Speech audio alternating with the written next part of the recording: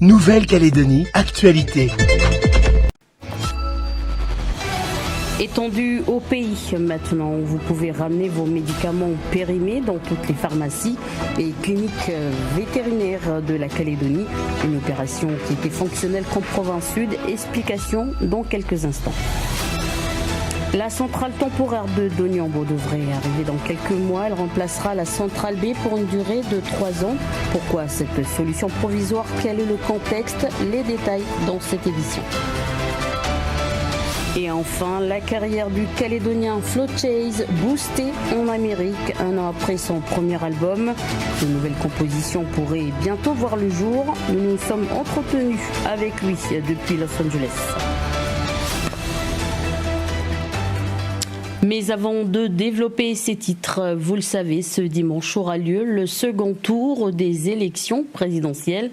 La mise sous pli de la propagande des candidats s'est faite ce matin à la mairie de Nouméa.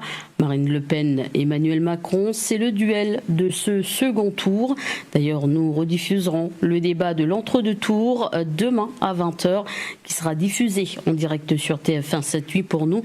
Les deux candidats finalistes répondront aux questions des journalistes et ce durant 2 heures. Toujours concernant l'élection présidentielle, le comité stratégique des indépendantistes demande à ses militants et sympathisants de s'abstenir au second tour. Une déclaration faite par communiqué aujourd'hui. Ce comité est composé du FLNKS, de la DUS ou encore de l'USTKE. Depuis le début de ce mois, vous pourrez ramener vos médicaments périmés dans toutes les pharmacies et cliniques vétérinaires du pays, sans concerner les sirops, solutions, suppositoires, ovules comprimés ou encore les gélules. Une opération qui s'inscrit dans le cadre de la mise en œuvre opérationnelle de la nouvelle filière de déchets. Un reportage d'Aurélie Chian. J'ai trouvé des vieux médicaments que j'avais et j'en ai dans la pharmacie. Sirop, pommade, comprimés. Depuis quelques jours, toutes les officines peuvent récupérer les médicaments. Un geste nouveau pour Patricia.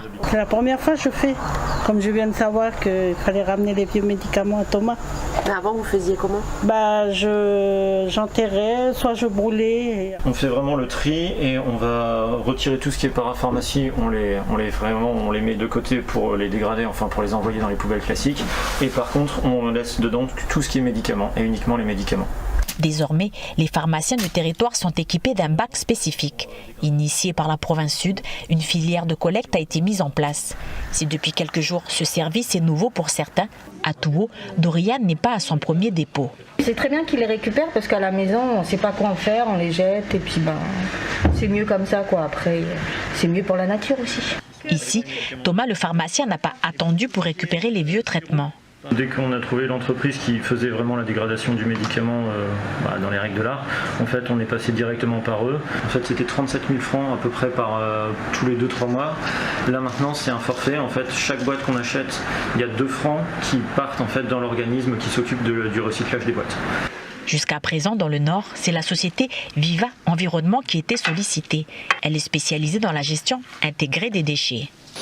Donc la réglementation qui a été mise en place par la province sud va avoir un petit impact pour nous parce qu'en fait elle va obliger les metteurs sur le marché à financer le système de collecte pour les pharmacies.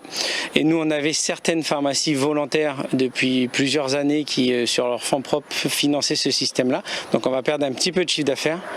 Mais bon, c'est pas forcément problématique parce que c'est un mal pour un bien. C'est-à-dire que là on a une filière qui se met en place à l'échelle province sud mais qui va s'étendre sur tout le pays et avec des déchets qui vont pouvoir être pour les ménages et tous ceux qui sont produits de manière diffuse, pouvoir être collectés, éliminés de manière réglementaire sans surcoût. Et nous, on gardera notre activité vis-à-vis de tous les gros producteurs industriels ou entités publiques, style hôpitaux, centres médico-sociaux. En attendant la création d'une filière de recyclage locale, c'est l'organisme Ecofarm qui regroupe les importateurs de médicaments en Nouvelle-Calédonie qui mène l'opération. Les produits sont récupérés puis exportés en Nouvelle-Zélande où ils seront détruits. Autre actualité, nous vous l'annoncions hier, la centrale temporaire de Doniambo devrait arriver dans quelques mois. Elle remplacera la centrale B pour une durée de 3 ans. En effet, l'approvisionnement électrique de Doniambo est depuis l'an dernier insuffisant et fragile. L'usine a besoin de 180 MW. Alors pourquoi cette solution provisoire? Quel est le contexte? Les précisions de Michel Pimbay. Créée en 1970, la centrale électrique de Doniambo alimente l'usine de la SLN et assure une alimentation de secours à la distribution publique. Avec ses 52 ans, la centrale B est vétuste, polluante et peu économique. Conséquence, elle plombe le poids de l'énergie de la SLN qui représente l'un des postes principaux de son coût de production et en fait l'une des usines les moins compétitives au monde. Le remplacement de cette centrale est à l'étude depuis presque 16 ans. En 2006, la SLN avait déjà opté pour une centrale à charbon en s'appuyant sur un cours très avantageux de ce combustible. 10 ans plus tard, en 2016, le contexte a radicalement changé.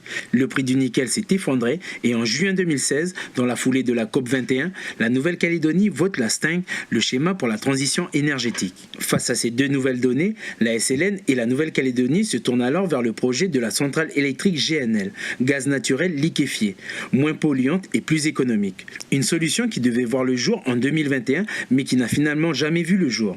Autre facteur qui a fragilisé la compétitivité de la SLN, en mai 2021, l'explosion tragique d'une des 4 chaudières de la centrale électrique a fait perdre un quart de sa puissance à la centrale, empêchant de fait les fours de la vieille dame d'atteindre leur pleine capacité. L'arrivée de la saison sèche, limitant le recours à l'énergie du barrage de Yaté, pousse la SLN à recourir à cette solution d'urgence. La fin de la location de cette centrale sur barge est prévue pour 2025, date à laquelle une nouvelle centrale pays devrait voir le jour en remplacement de la centrale B ainsi que de la centrale de Népouy. Le projet Prony 2.0, consistant à convertir la centrale à charbon de Prony Énergie en centrale à gaz, porté par Enercal, figure parmi les favoris. Ce rendez-vous à présent, la politique foncière en Nouvelle-Calédonie ou l'art de balayer sous la natte, c'est le thème d'une conférence qui aura lieu demain soir au Centre culturel Tjibaou. Une présentation animée par Jean-Brice Ehrenschmidt, un géographe, et Pierre-Yves Lemeur, anthropologue, que je reçois ce soir depuis nos plateaux de Nouméa. Bonsoir. Bonsoir. Alors, quel est l'enjeu de cette conférence et pourquoi ce titre, la politique foncière en Nouvelle-Calédonie ou l'art de balayer sous la natte ? Oui, ce titre, on l'a voulu un petit peu provocateur, c'est pas juste pour attirer une audience, mais c'est que, de facto, il y a quelque chose autour de la politique foncière qui est un peu mystérieux en Nouvelle-Calédonie, à savoir que la question foncière, elle est centrale dans l'histoire de la Nouvelle-Calédonie, dans la culture et l'histoire kanak, dans la colonisation, dans la réforme foncière, dans la décolonisation. On voit bien que c'est un sujet central et pour autant, il n'y a pas vraiment de politique foncière au sens strict du terme qui engloberait l'ensemble des terres de leur sous leur statut différent, à savoir les terres coutumières, les terres privées, les terres domaniales. Alors justement, on a l'impression qu'au pays, vous le dites, que le sujet du foncier est tabou. Est-ce que c'est le cas encore et pourquoi la tâche est difficile ? Il n'est pas vraiment tabou, c'est ça aussi qui est intéressant, c'est qu'on s'est aperçu, donc avec Jean-Brice Ehrenschmidt, donc géographe qui travaille aussi depuis très longtemps sur les questions foncières en Calédonie et on a beaucoup échangé sur différents projets, on s'est aperçu qu'il y a eu des moments clés où la politique foncière a réellement été pensée de façon forte. Il y a évidemment l'accord de Nouméa avec la section 1.4 sur la terre qui est déjà un peu une sorte d'esquisse d'une politique foncière. Il y a eu un gros séminaire organisé sur le foncier et le développement en 2001 par l'ADRAF qui a vraiment réuni tous les acteurs et qui a proposé une feuille de route. Il y a eu la réflexion prospective NC 2025 en 2011-2013. Donc il s'est passé beaucoup de moments où il y a eu cette réflexion foncière et ça n'a jamais abouti à une vraie politique foncière, à une opérationnalisation de cette réflexion. Évidemment, on peut avoir en tête l'idée que c'est un sujet un peu compliqué, très politique, que tous les partis ne sont pas d'accord entre eux, entre blocs indépendantistes et loyalistes déjà, et à l'intérieur des blocs et même à l'intérieur des partis, on peut imaginer et constater qu'il peut y avoir des points de vue un peu divergents, donc ça rend les choses très compliquées. Et il y a peut-être un autre aspect, un autre aspect qui me paraît important, c'est qu'il y a toujours un peu le rêve qu'il y aura une solution technique qui va résoudre la question. Or, une politique foncière, c'est une affaire de foncier, mais c'est aussi une affaire de politique, à savoir de projet de société. Alors, vous le dites, c'est une affaire de politique. Alors, comment, justement, mettre une politique foncière cohérente, tout en conciliant les terres coutumières, vous l'avez dit tout à l'heure, les terres privées et aussi domaniales ? Déjà, la première chose à faire, c'est faire vraiment un inventaire de ce qui se passe. Parce que ce qui est intéressant, c'est qu'à la fois, on n'a pas vraiment de politique foncière à l'échelon pays, mais il y a une floraison d'initiatives locales extrêmement intéressantes, extrêmement innovantes, qui peuvent être lancées très très localement, ou alors par les provinces, ou alors dans le cadre même d'accords entre entreprises minières et populations locales. Donc il se passe beaucoup de choses, en fait, sur les terres coutumières, contrairement à ce qu'on dit d'habitude, mais aussi sur les zones domaniales et sur le privé. Donc déjà, faire l'inventaire de tout ça, reprendre ces sources d'inspiration que constitue en particulier NC 2025, où il s'est dit des choses extrêmement intéressantes. Peut-être aussi aller voir du côté des pays voisins, qui pourraient être des sources de comparaison. En tout cas, il s'est passé aussi des choses intéressantes, aussi des erreurs, évidemment, que ce soit à Fidji, en Nouvelle-Zélande, et mettre cet ensemble de facteurs ensemble pour vraiment avoir une réflexion politique et qui articule la question foncière. Donc la question foncière, c'est la distribution des droits de propriété foncière, avec le projet de société. Qu'est-ce qu'on veut comme projet de société, comme projet d'aménagement du territoire? Et il y a un dernier point qui me paraît extrêmement important aussi à noter, c'est que ce qui est très compliqué à mon avis et qui est vraiment le point à regarder, c'est l'articulation entre les initiatives locales qu'on doit accompagner, qu'on doit laisser se développer, et un cadre qui les met en cohérence à l'échelon du pays. Alors on ne va pas tout dire, mais j'ai quand même une dernière question. Quand est-ce que se terminera cette réforme foncière? Je trouve que c'est une excellente question, parce que c'est une question qu'on entend tout le temps. C'est finalement la réforme foncière. Bon, maintenant ça y est, c'est bon, on y est. Il y a un rééquilibrage quantitatif. Il y a 19% de terres coutumières. Il y a plus de terres coutumières que privées, ou un peu plus. En fait, il y a plusieurs choses à dire. C'est que d'une part, ce rééquilibrage, il est quantitatif, pas forcément qualitatif. Les terres coutumières sont pas forcément d'aussi bonne qualité, d'une part. Et puis d'autre part, la réforme foncière, c'est pas simplement la redistribution des terres, c'est aussi trouver des formules qui permettent de sécuriser à la fois les investisseurs et aussi les ayants droit locaux. C'est-à-dire qu'il faut trouver des compromis locaux qui permettent de développer et d'aménager le territoire. Voilà, donc merci. On donne rendez-vous aux Calédoniens. Donc vous retrouverez Pierre-Yves Lemeur, anthropologue, demain à partir de 18h15 la salle Sissia au centre culturel Tibaou. Merci d'avoir accepté notre invitation ce soir. Merci à vous.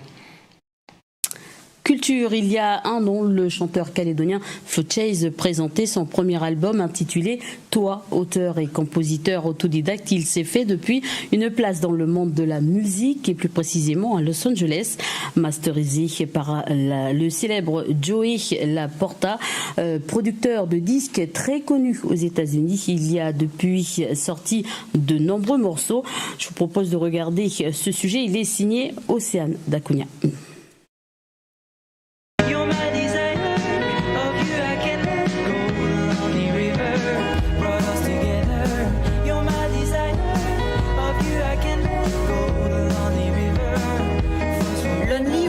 Est le premier single de Flo, sorti en 2017. Ce titre cumule aujourd'hui plus de 250 000 vues, comme Spinning Wheel, disponible depuis 2019. Like a spinning wheel, we'll never see the end. Aujourd'hui, Flo travaille à Los Angeles sur ses nouveaux morceaux et son nouvel album qui devrait sortir à la fin de l'année. J'ai sorti mon premier live avec le groupe et il y en a 5 autres carrés. En fait, c'est pour donner un peu un goût aux gens à quoi ils peuvent s'attendre en fait quand ils viendront me voir jouer en live avec mes musiciens. Donc le premier qu'on a sorti, c'était Never Came Back avec un artiste, un rappeur américain. Enfin, il n'est pas que rappeur d'ailleurs, il est compositeur, il fait plein de choses. Il s'appelle Jordan Lyles. Et celui-là, on l'a sorti, ça faisait partie de l'album Toi Deluxe d'ailleurs. Le morceau est sur tout Spotify, tous les réseaux. Et les autres, dans les prochains lives, il y aura des nouveaux morceaux. Voilà, j'ai un nouvel album qui arrivera en fin d'année, mais on les sort en single en fait. Du coup, à partir de mai, tous les mois, j'ai une nouvelle chanson qui va sortir. Pour l'instant, on n'a pas de date. On est en train de travailler un peu sur le calendrier pour l'été, quoi, en essayant de faire quelques festivals et pourquoi pas des scènes. Mais pour l'instant, je ne peux pas donner de date. Il n'y a rien de confirmé. Flo Chase, dont la famille est à Koné, devrait revenir quelque temps au pays d'ici la fin de l'année. Il souhaiterait revoir sa famille et partager aussi ses musiques. Quand je reviens en Calédonie, j'aimerais quand même beaucoup réussir à faire venir mes musiciens en fait. J'ai déjà fait du live en Calédonie, c'était beaucoup en acoustique. Et si le budget pourrait me permettre de pouvoir amener mes musiciens, ce serait vraiment cool en fait que la Calédonie puisse m'entendre avec mes musiciens, quoi. C'est autre chose. L'album qui va sortir devrait avoir au moins une dizaine de titres, dont Running, un morceau qui sortira prochainement.